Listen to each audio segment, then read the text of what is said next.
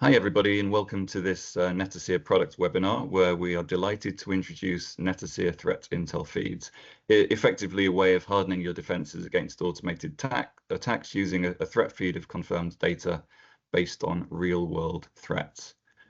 I'm James Middleton, Director of Product Marketing at Netacea, and I'm joined today by Andy Still, who's our CTO and one of the original co-founders, and Cyril Noel-Tagoe, who's a principal security researcher for Netacea's Threat Intel Center. Just a quick breakdown of what we're going to talk about today. So we're going to start off with Andy giving you the overview of what Netacea Threat Intel Feeds actually are. Then we're going to look at some example use cases of how you can use the threat feeds.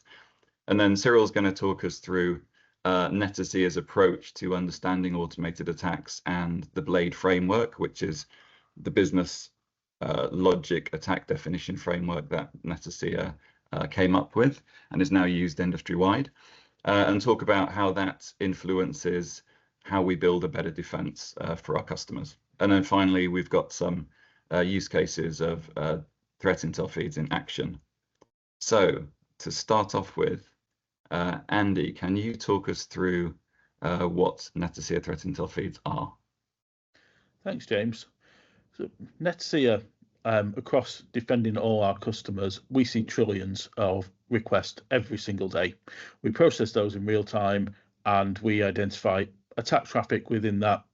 And for our customers, we stop that traffic in real time. A side effect from that is that we can extract a large amount of attacker data, which is useful to be used in other situations. We collect this in what we call our threat intel feeds. So threat intel feeds are based on what is confirmed real-world attackers that we have seen and stopped. We aggregate those across many thousands of different data points. So we're protecting some of the world's biggest websites out there across many different industry verticals, geographically distributed attackers. So essentially what we're building here is a real-time map of botnets, all of which have been actively used as part of attacks. So these are not just items that may be used as part of attacks. These are ones that we've actually seen attacks from. We can use this in many different capacities and situations, some of which we'll talk you through in the upcoming slides. But some examples, so for example, it could even be used to identify compromised devices within your own network, which are actually being used as part of a identified botnet. How you use it is basically up to you, but we will typically use it as a way to harden your existing defenses by boosting your baseline protection and the visibility you have of automated attacks. Threat intel feed is provided as an offline batch threat feed in a range of different formats. We are currently working on launching an API-based version of it. Okay, and we are able to slice the data we provide in multiple different ways. And can you talk us through some examples we've got here of the filtering options we provide? Yeah, so we've looked to break down the attackers we see into essentially a risk rating to give you an indication of how much of a threat we've seen. So as we say, these are all real attackers that we've seen in real time, but obviously some are higher risk than others. At the top level, we've got what we call the worst offenders. These are attack sources that we would say these are always bad, and within our product, and we would recommend others to use in this way. If you see something from one of these sources, you would be comfortable just stopping anything, classing it all as malicious. We then have repeat offenders. So these are offenders that they're high risk. We've seen enough activity to know that we would always treat them as high risk, but not necessarily guaranteed to be malicious, or not necessarily seen as always malicious. They should have some area of validation, or maybe just be used in high risk situations where you wanted to kind of put down the shutters a little bit more. And lastly, we have what we class as known offenders. So these are just a wide range of sources where we have seen malicious activity from them, but we wouldn't necessarily act upon that. We would need to combine that with other data sources before you class those as malicious. And in terms of how threat intel feeds can be used, there's a couple of different use cases that obviously will depend on what your own specific requirements are. But do you just want to talk us through using threat intel feeds at the network edge? Yeah, so obviously this is a data set. You can use it in any situation you want. You can combine it with other data sets. But one approach you can use is actually, particularly if you're looking at the worst offenders list, you could import this into an edge device. So it could be a WAF, a CDN, an ADC, and actually just use this as a straight block list. So anything you see from this one of these high risk addresses, you could actually stop. And we do see this being used as a relatively effective way of, certainly if you don't have a severe problem, this will take out the worst offenders. It will take out the very obvious, less sophisticated kind of attackers. If you have a more severe problem, you could look at also using one of the high risk areas. But again, you need to understand the impact of risk versus reward, false positives versus false negatives to do that. Okay, so it sounds like you can squeeze more value out of your existing edge defenses, which most customers will already have commitments to and have in place.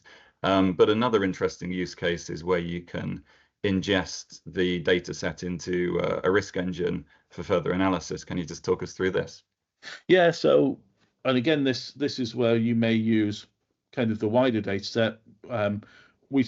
Our full data set of repeat offenders, we will give you we're not just kind of sharing the IP address there, we are sharing more information about where we've seen that IP address used, how often, date ranges, risk, geographical data associated with it. This can all be imported into one of your risk engines or decision engines, and you can then use that as part of a wider decision-making process. You can start to combine that data with other data sets and look to where you can correlate bits of data in order to make a better decision. This can be as part of a real-time decision engine. It can be kind of used for threat hunting, post-event analysis. Essentially, it's a data set that you can get a lot of value out of, particularly when you combine it with other data sets coming from other sources. Great, thanks, Andy. So now I'm going to switch over to Cyril, and Cyril's going to talk us through Netacea's unique approach to understanding automated attacks, starting with an overview of the BLADE framework, which I mentioned in the intro. So Cyril, if you'd like to talk us through BLADE. Yeah, sure. So the BLADE framework, that's the Business Logic Attack Definition Framework.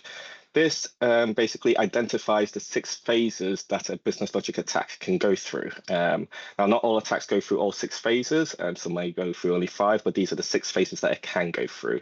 And it covers the whole life cycle from resource development, when the attacker is acquiring tools or resources to conduct their attack, through reconnaissance when they're understanding their target, bypassing defenses that might be in place, through to actually executing their attack, extracting information or exploiting the access they've gained from executing their attack, and then taking post-attack activity, so how they're profiting from the attack.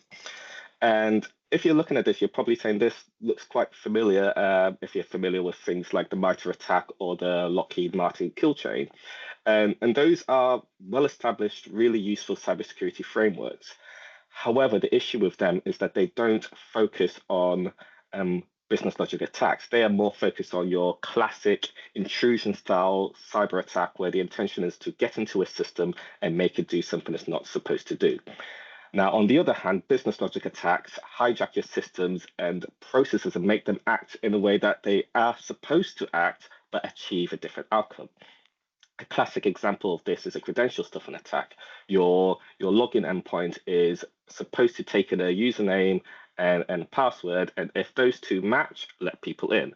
Now, if you're using a username and password that you do not own, that is a business logic attack. The application is still working the right way, but you're now using it for a nefarious purpose. And so BLADE filled the gap for this much needed approach where you have these specific types of attacks that are not covered by your traditional cybersecurity frameworks. Because these aren't just, dumb automated attacks that you don't need to do any modeling and understand. These are sophisticated attacks through reconnaissance. They're actively trying to understand how you work before they launch your attacks. And in the same way, we need to actively understand how they work before we can properly defend against them. And so to this point, BLADE also recognizes that the actual attack takes place in phases 3 and 4, but we can stop it before that. If we can stop the reconnaissance phase, if we can stop the resource development phase, we can actually stop an attack before it even starts. And that's a really good position to be in. Great. The BLADE framework will be very familiar to security professionals familiar with MITRE ATT&CK or Lockheed Kill Chain. Of course, attack frameworks usually have corresponding defense frameworks as well. And Netacea took the approach of using all of those learnings, intelligence, and insights we got from understanding the attack lifecycle into helping us build better defensive solutions. So, Cyril, if you could just talk us through the Netacea bot defense framework and the stages of the defense lifecycle as well. Yeah, of course. And like the attack framework is similar to your MITREs and your Lockheed Martin kill chains, the defense framework, again, practitioners, you might see some similarities between this and the NIST cybersecurity framework, but this is really boiled down to how do we defend against these sophisticated business logic attacks. And with this, we want to start on modeling. As I said, these attacks are sophisticated. The attackers themselves, they are performing reconnaissance. They are doing modeling exercises before they engage in attack. And we do not want to give them an advantage by also not doing that. Every company, every organization is unique, and there's no one size fits all. Even if you look within the same industry, you're going to have different goals, mission statements, etc., and different architectures. Every company is going to be unique. And so we use our threat intelligence capabilities and modeling techniques to determine how we can give you the best coverage and help you understand the skill of your problem. There's a famous quote by Sun Tzu: if you know yourself and you know the enemy, you do not need to fear the outcome of 100 battles. And with these business logic attacks, you're having hundreds of thousands of battles every day. It's really important that we perform this modeling and you understand your enemy. And through that modeling, we can also apply, these ML and AI insights to illustrate not only what your adversaries have done in the past, but also what they're planning to do in the future. And that's how we can give you, that 360 view. And once we've modeled, we then want to harden. And this is where we apply those learnings and the data from the modeling to shut down would-be successful attacks before they even start. And this is all about lifting that baseline protection. How can we make your environment as hard as possible for the attackers to hit? And this is going to eliminate most of attacks, but it's not going to eliminate the most sophisticated attacks, because these are going to be attackers who are going to retool. They're going to see a defense, they're going to see it as a challenge, and they're going to retool. They're going to try something else because they've got a goal and they're dedicated and they want to get there. And for that's where our detect and response comes in. This is where we need that real-time AI-driven protection that is sophisticated enough to deal with those sophisticated attackers, even as they are retooling in real time.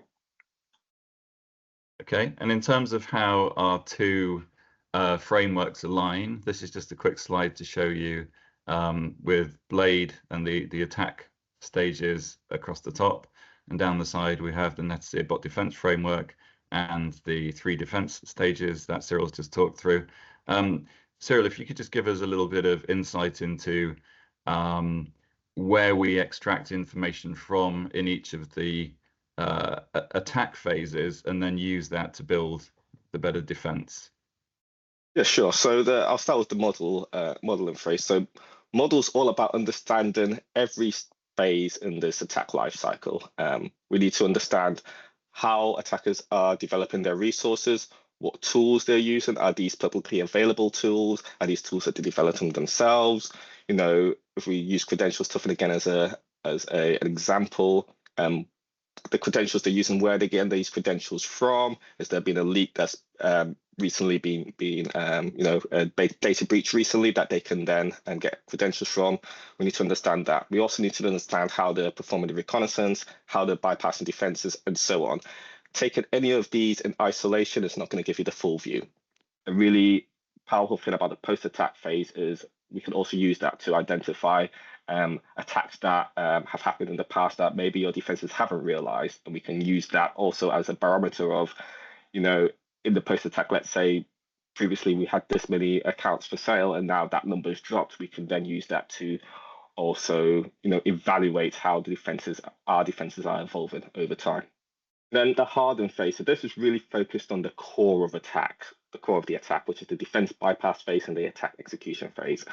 And whilst this attack lifecycle is presented as 6 separate phases, there is kind of some cyclical nature of it. The defense bypass and attack execution normally can be a cyclical phase. But here we're combining that attack intelligence with indicators of compromise from confirmed attacks, so past attacks on Netacea customers, and we're using that to create these lists of known malicious assets that Andy talked about earlier. And as Andy said, this can be integrated in multiple areas, on the edge, in your SIM, and so on. And this can really, stop those attacks right at the point of execution. And then finally, to detect and respond, as we said, the sophisticated attackers are going to be retooling, and they're going to be changing their defense bypass techniques. They're going to be conducting constant reconnaissance. So we need something that can cover those 3 phases, and that's where the detect and response comes in. This is where we're applying the same sophistication that the attackers are applying to make sure that as soon as they retool, we're retooled. We're right on the edge of that. This is real time. The harden is kind of really once daily. This is information we're gathering real time, but we're providing that on a kind of a scheduled basis. The detect and respond, this is real time. As soon as the attack is retooled, we're ready for them as well. Okay, and those phases, model, harden, detect and respond, actually align with how Netacea has built its product suite out. So we have a unified solution. Cyril, do you just want to give us a very, very brief overview of what each of these 3 products are and how they align with the different phases of the defense framework here?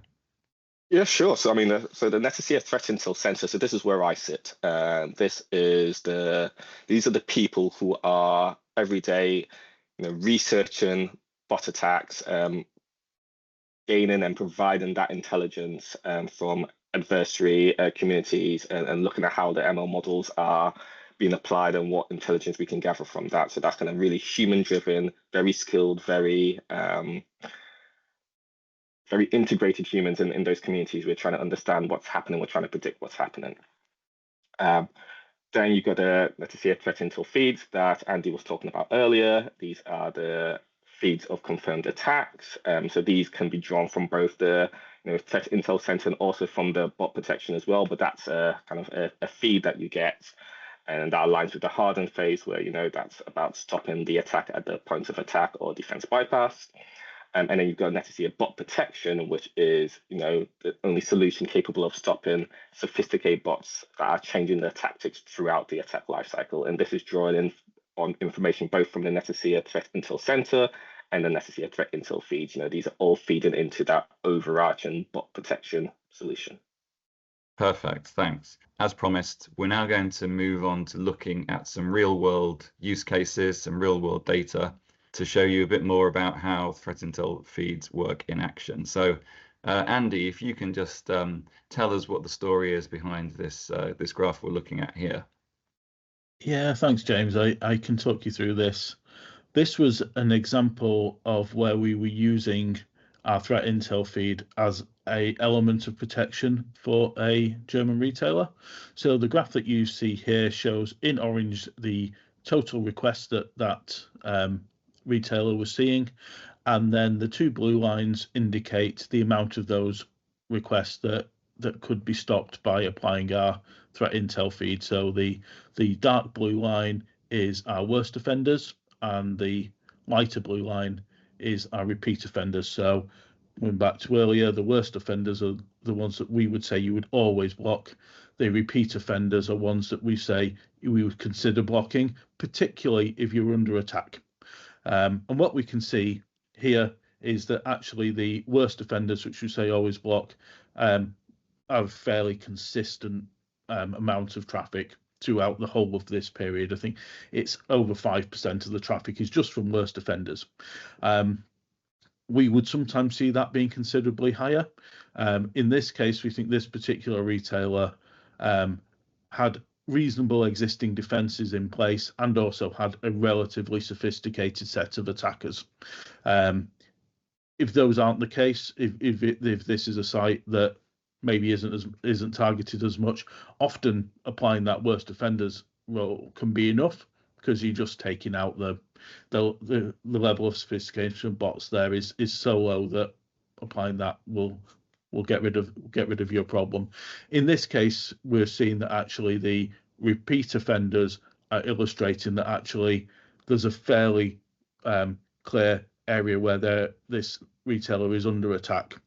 And what we did with this particular retailer was that we actually used their systems to trigger when they're under attack to actually turn on that repeat offenders list at that point, because at that point the risk of the attack was higher than the risk of allowing potential false positives from this offenders list. This was something we worked with that retailer to get to the point we were comfortable that the risk reward at that point was sufficient that we would apply that. But we can see from this example that we then get closer to stopping 18% of all traffic as bad. But you can see that the the repeat offenders is clearly related to specific attacks. And this was a good kind of example of how we can use multiple lists in different areas.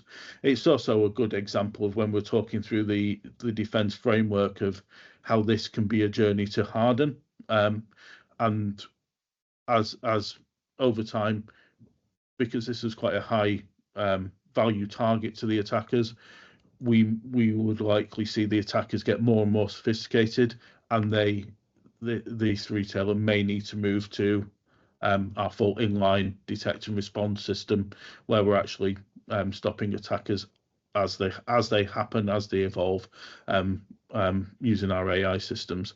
Great, thanks very much, Andy. So if you consider what we looked at on the previous slide as like a zoom in on how threat intel feeds can help harden your existing defenses, this is another example of how a customer of ours was able to use the entire unified Netacea product suite and build a really, really effective defense. So Netacea was used by a very well-known US media streaming company during the live streaming event of the big American game earlier this year. And we expected there would be lots and lots of legitimate traffic, people trying to watch the game as it was being streamed live. And within that, we also expected to see lots and lots of malicious traffic trying to hide within that volume. So here you can see on the right, the customer used Netacea's Threat Intel Center and Cyril's team to really understand what their automated threat and bot threat universe looked like, so they could strategize pre-attack, because this was a live event, don't forget. So we had to be prepared to deal with some things that were moving and changing in near real time. At the bottom of the slide here, you can see how threat intel feeds were deployed within the customer's existing edge defenses to proactively harden those against attack. And they were deployed on non-critical paths, let's say, where on the left, Netacea's bot protection solution was deployed across the critical path. So this is where you're logging in to the streaming service in order to view the event. That's where bot protection was deployed to catch all of those really sophisticated dynamic bots and automated attacks that were changing their tactics and retooling in real time. And the results from this specifically in terms of threat intel feed was that a large DDoS attack was detected, and the customer's existing WAF solution was only picking up 20% of that attack volume. Netacea Threat Intel Feeds actually detected 80% of the malicious traffic that wasn't picked up by their existing solution. And just to give you some idea of the size of this engagement we had, we analyzed 24 million requests over the course of the event, and are proud to report that there were 0 outages from bot attacks during that. So thanks very much, Andy and Cyril, for taking the time today to explain threat intel feeds. If anybody is interested in talking to Andy or Cyril a bit more, or to get their hands on a sample data set of the threat intel feed, here's some information where you can connect with us. Thank you very much.